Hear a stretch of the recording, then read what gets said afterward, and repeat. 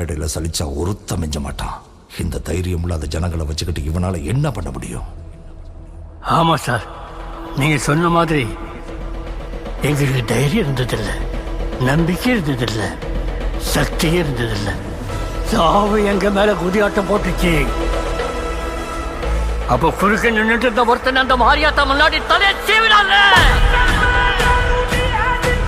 அவன் செத்த அன்னைக்கு ரொம்ப வருஷத்துக்கு அப்புறம் சாவு மேல நாங்க குதியாட்டம் போட்டோம். அவன் கத்தி வீசின வேகத்துல ஒரு புயலே உருவாகிச்சு சார்.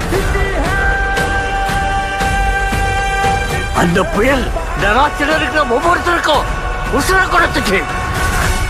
உங்களுக்கு ஒரு யோசனை சொல்றேன், நீங்க மட்டும் அவன் குறுக்க போயிடாதீங்க சார்.